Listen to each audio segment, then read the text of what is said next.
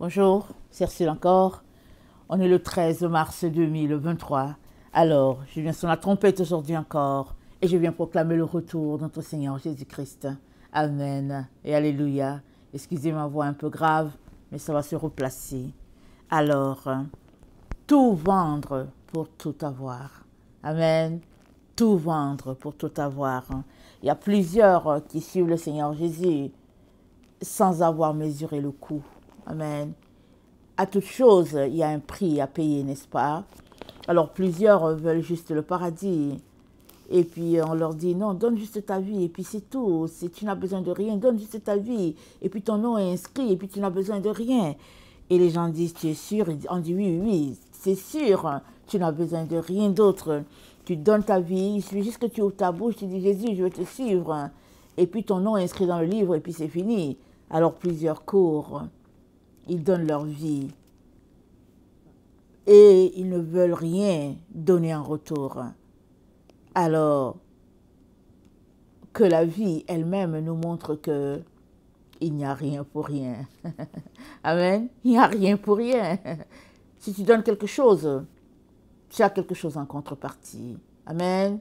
Et Jésus-Christ nous dit, si tu lui donnes tout, alors tu auras tout en retour. Mais le retour, ça dépend de notre Seigneur Jésus-Christ. Le jour du retour, ça dépend de notre Seigneur Jésus. Le jour de la récompense, ça dépend du Maître. Ça ne dépend pas de toi, n'est-ce pas? Il y a des gens qui donnent leur vie à Jésus, ils sont sérieux. Et à un moment donné, ils sont fatigués d'attendre et puis ils disent, bon, moi je retourne dans le monde. Et dans Luc 14, le verset 28, Jésus-Christ nous a donné une parabole, je pense, comment on appelle ça? Il y a un adage là, Luc 14, le verset 28, ça dit ceci, parlant du prix à payer. Alors, Jésus-Christ dit, car lequel de vous, s'il veut bâtir une tour, ne s'assied d'abord pour calculer la dépense et voir s'il a de quoi la terminer. De peur qu'après avoir posé les fondements, il ne puisse l'achever et que tous ceux qui le verront ne se mettent à le railler en disant, cet homme a commencé à bâtir et il n'a pu achever. Ou quel roi, s'il va faire la guerre à un autre roi, ne s'assied d'abord pour examiner s'il peut, avec 10 000 hommes, marcher à la rencontre de celui qui vient l'attaquer avec 20 000. S'il ne le peut, tandis que cet autre roi est encore loin, il lui envoie une ambassade pour demander la paix. Ainsi donc, quiconque d'entre vous ne renonce pas à tout ce qu'il possède ne peut pas être mon disciple. Amen. Qui d'entre vous ne renonce pas à tout ce qu'il possède ne peut pas être mon disciple. Et ce matin, donc, nous voyons tout vendre pour avoir tout en retour. As-tu tout vendu? As-tu renoncé à tout? T'es-tu débarrassé de tout pour Jésus? Souvent, on a l'impression que on a tout donné, on se régale, on ne voit plus rien. Amen. Et très souvent, notre vie plafonne à ce niveau-là. Parce qu'on ne peut plus aller plus loin. Alors, soit on a besoin de demander au Saint-Esprit, Saint-Esprit, examine-moi. Viens me montrer encore ce qui bloque. Et le Saint-Esprit va faire le chemin. Soit, depuis qu'on a donné sa vie à Jésus-Christ, on n'a jamais reçu l'effusion de l'Esprit. Parce que tu ne peux pas marcher avec Jésus sans être inondé du Saint-Esprit. Tu ne peux pas. Parce que ce n'est pas une vie vivable dans la chair. Mais plus tu te débarrasses de la chair, mieux le Saint-Esprit te remplit à un moment donné, hein, il y aura toujours un point culminant où Dieu va te remplir pour l'œuvre pour laquelle il t'a appelé. C'est dit que celui que Dieu appelle, Dieu ne lui donne pas l'esprit, Dieu lui donne l'esprit en fonction de son appel. Alors, la question sur laquelle on devrait tous s'arrêter à ce moment donné de la vie, c'est: est-ce que nous avons renoncé à tout pour notre Seigneur Jésus? Qu'est-ce qui fait qu'à un moment donné on est découragé, on ne trouve plus ça intéressant de suivre le Seigneur, et puis on divague, on s'éloigne? Qu'est-ce qui fait? Je pense que la réponse se trouve dans le fait que on n'a pas tout donné. Alors, dans Matthieu 16, le verset 24, notre Seigneur Jésus-Christ nous dit ceci, Matthieu 16, le verset 24. Il dit: si quelqu'un veut venir après moi, qu'il renonce à lui-même, qu'il se charge de sa croix et qu'il me suive. Car celui qui voudra sauver sa vie, la perdra, mais celui qui la perdra à cause de moi la trouvera. Que servirait-il à un homme de gagner le monde entier s'il perdait son âme? Ou que donnerait un homme en échange de son âme? Car le Fils de l'homme doit venir dans la gloire de son Père, avec ses anges, et alors il rendra chacun selon ses œuvres. Alors, renoncer, ça veut dire quoi? Ça veut dire s'oublier.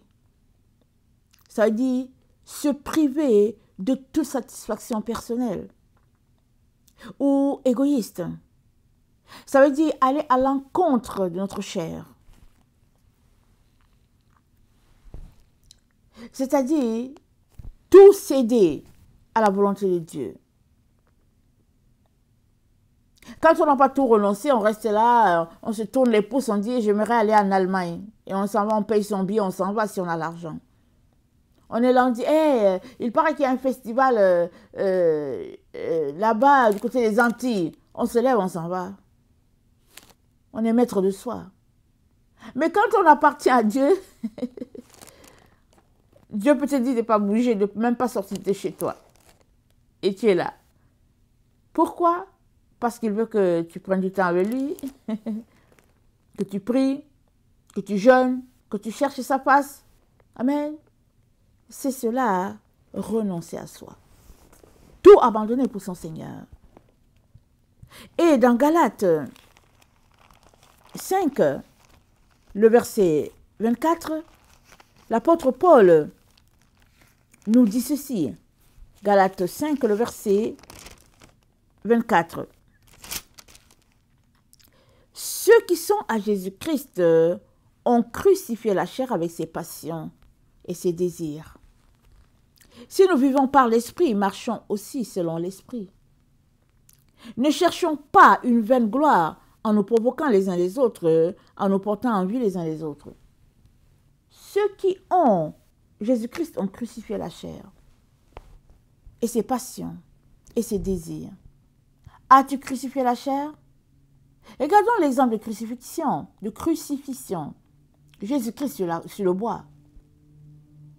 Quand j'étais petite et qu'on me racontait l'histoire de Jésus-Christ sur la croix, je disais toujours: mais pourquoi il a accepté qu'on le crucifie? Parce qu'il n'a rien fait. Il est Dieu. Je disais ça toujours. Et ma mère me disait: mais bon, il est venu pour ça. Et j'ai trouvé ça dommage qu'il n'a pas prouvé qu'il n'avait pas fait. J'ai trouvé ça dommage. Je disais: mais pourquoi il n'a pas dit? Pourquoi il n'a pas prouvé qu'il n'a pas fait? S'il descendait de la croix, les gens allaient voir qu'il n'a pas fait. Dans mon esprit d'enfant, je voulais prouver quelque chose. Mais Jésus n'est pas venu prouver qu'il a fait ce que les autres l'ont accusé ou pas. Il n'est pas venu pour cela. Il est venu pour faire la volonté du Père. Et dans ce qu'il devait accomplir, il devait aller à la croix pour nous libérer, toi et moi. Il est allé à la croix pour nous racheter, parce que nous avons été achetés par l'ennemi. Nous sommes devenus sa propriété depuis le jardin d'Éden, depuis qu'il a trompé Ève, nous sommes devenus sa propriété. Et la seule manière pour nous de retourner à Dieu, c'était que quelqu'un vienne payer de sa vie. Et Jésus-Christ est venu, il a payé. Son sang a coulé pour notre rachat. Et là sur le bois, il a dit, tout est accompli. Parce qu'il venait de toucher la raison pour laquelle il était là. Tout est accompli, a-t-il dit. Ainsi, toi et moi sommes aujourd'hui appelés enfants de Dieu à cause de ce que Jésus-Christ a fait sur la croix, à cause du prix payé.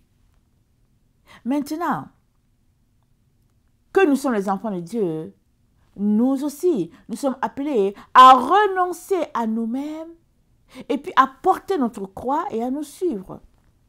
Il y a des gens qui, une fois qu'ils donnent leur vie à Jésus, leur vie est en danger. Ils doivent fuir leur famille, ils doivent fuir, c'est ça la croix. Il y a d'autres, une fois qu'ils donnent leur vie à Jésus, ils perdent leur boulot, ils perdent les amis, ils ont toutes les conséquences. Mais c'est cela ta croix. Tu dois la porter. Tu ne peux pas avoir et les fleurs et la croix. Tu dois porter ta croix, dit Jésus. Et il dit, celui qui voudra sauver sa vie la perdra, mais celui qui va la perdre à cause de moi, Jésus, va retrouver sa vie. Alors, renoncer à soi, c'est mourir. Amen. C'est mourir en soi. Jean 12, le verset 20.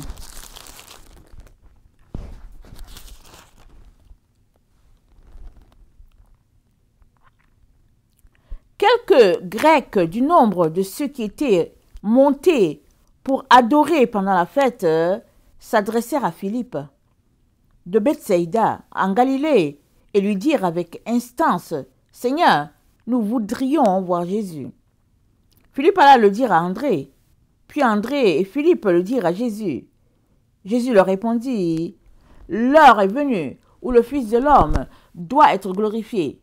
En vérité, je vous le dis, le grain de blé qui est tombé en terre, en vérité, je vous le dis, si le grain de blé qui est tombé en terre ne meurt, il reste seul.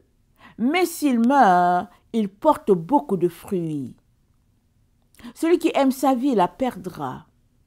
Et celui qui hait sa vie dans ce monde la conservera pour la vie éternelle. Alors, si le grain de blé ne meurt, il reste seul. Nous sommes appelés à mourir. Renoncer à soi, c'est mourir à soi. C'est n'avoir pas de désir. Ou bien n'avoir de désir que Christ. N'avoir de volonté que celui de Christ. Vivre pour la gloire de Dieu et répondre aux besoins, répondre selon les désirs du Père, selon sa direction, selon ce qu'il a tracé pour nous. On doit mourir. Et seulement quand on sera mort, ainsi, la semence ou bien la graine, voilà, la graine va devenir un arbre et l'arbre va produire des fruits et c'est comme ça que les fruits vont être consommés par plusieurs.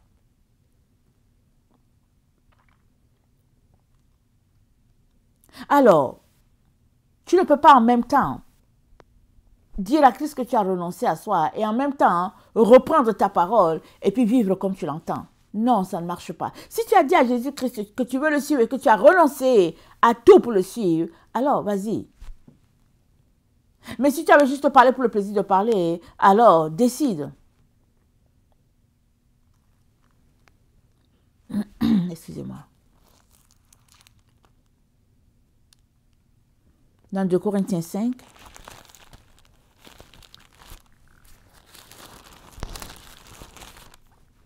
le verset 2, c'est dit, Aussi, nous gémissons dans cette tente, désirant revêtir notre domicile céleste. Si du moins nous sommes trouvés vêtus et non pas nus. Alors, une fois qu'on donne notre vie à Jésus-Christ, amen, nous venons d'être revêtus. Une fois que tu donnes ta vie à Christ, tu te revêts de Christ. Tu portes ton vêtement, et c'est Christ et ton vêtement. Alors, renoncer à soi, c'est renoncer à notre nudité et revêtir Christ. C'est marcher désormais selon ses directives et sacrifier tout ce qu'on appelle soi, tout ce qui est en secret, qu'on caresse en secret, tout ce qu'on se dit, ah mais ça c'est pour moi et tout, toutes ces choses-là, on doit tout laisser tomber, tout. Et ce n'est que là, amen, qu'on aura revêtu Christ et marchant avec lui, on sera conforme à lui. Alors, au verset 4, Paul dit, car tandis que nous sommes dans cette tente, nous gémissons accablés parce que nous voulons non pas nous dépouiller, mais nous revêtir, afin que ce qui est mortel soit englouti par la vie. Et celui qui nous a formés, pour cela, c'est Dieu qui nous a donné les arts de l'esprit. Alors, tandis que nous sommes là dans notre corps, c'est ça que l'apôtre Paul appelle tente, pendant que nous sommes là dans ce corps-là, nous gémissons parce que nous voulons être avec notre Seigneur. Nous voulons être dans la présence de Dieu. Nous gémissons, nous soupirons, nous avons hâte.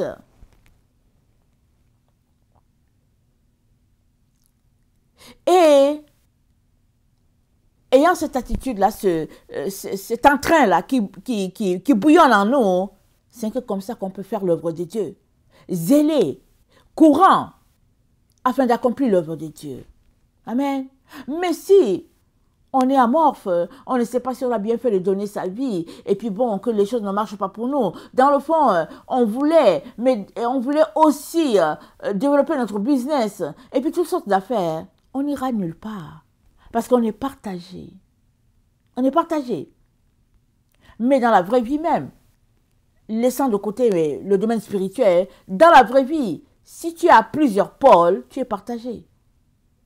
Tu dois être à un seul endroit et te concentrer sur la seule chose que tu as afin de bien le faire. Mais si tu as 1000 endroits, c'est compliqué.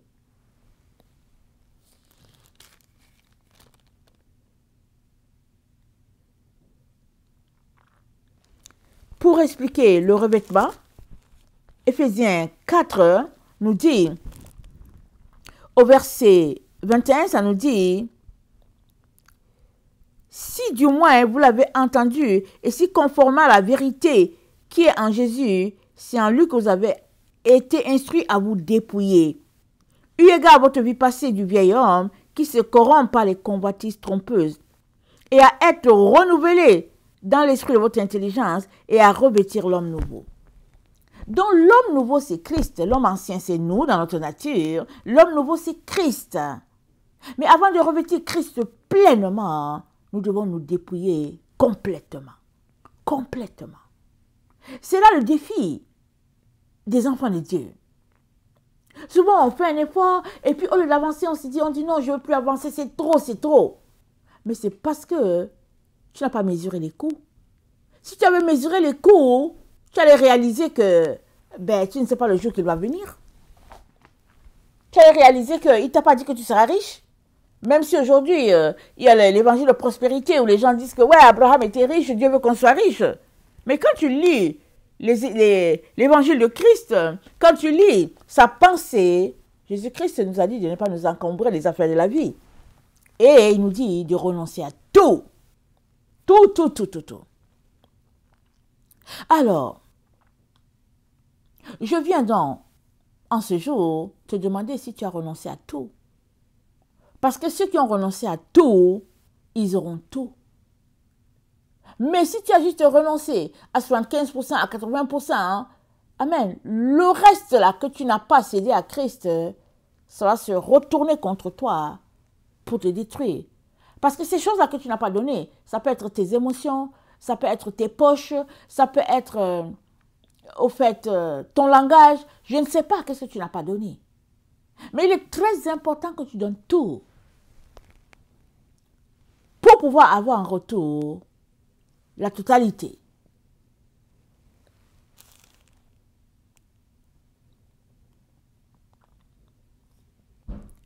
Alors, je viens donc nous laisser à cette réflexion, n'est-ce pas, afin que on puisse mesurer le coût de notre engagement. Est-ce que nous aimons toujours Jésus? Alors, si nous l'aimons, sommes-nous prêts à continuer? Très, très important. Parce que seuls ceux qui sont remplis de Christ, désireux d'aller de l'avant, arriveront à la ligne d'arrivée. Parce qu'on ne connaît pas la ligne d'arrivée. On ne sait pas c'est quel jour. On ne sait pas c'est quel jour. Mais il y a une ligne d'arrivée où on sera déclaré vainqueur ou pas. Il y a une ligne d'arrivée. Alors que nous sommes proches, ne regardons pas en arrière. Vous savez, les coureurs, très souvent, celui qui est en tête, il ne faut pas qu'il regarde en arrière. La seconde que tu fais pour regarder en arrière, l'autre vient le dépasser. Ne regardons pas en arrière.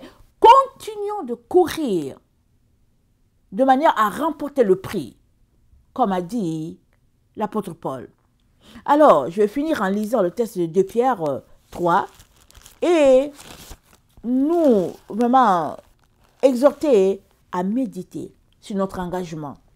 Voulons-nous toujours aller de l'avant ou bien sommes-nous fatigués et puis voulons-nous renoncer? Parce qu'il y a une chose que tu dois savoir. Au jeune homme riche, il y a un jeune homme riche, tu liras le texte, c'est dans Luc 18, le verset 18 à 27. Alors il y a un jeune homme riche qui voulait suivre Jésus. Il a dit à Jésus, je te suivrai partout. Alors, il voulait savoir, Jésus-Christ lui a dit, va observer les commandements, voici les conditions. Il dit, j'ai tout observé, la Bible dit, Jésus l'aima. Jésus le regardait, Jésus l'aima. Et puis Jésus lui a dit, va vendre tout ce que tu as, donné aux pauvres. Il était triste. Il était triste, parce qu'il n'était pas prêt à aller jusque-là quand même. Vous voyez, il n'était pas prêt. Alors,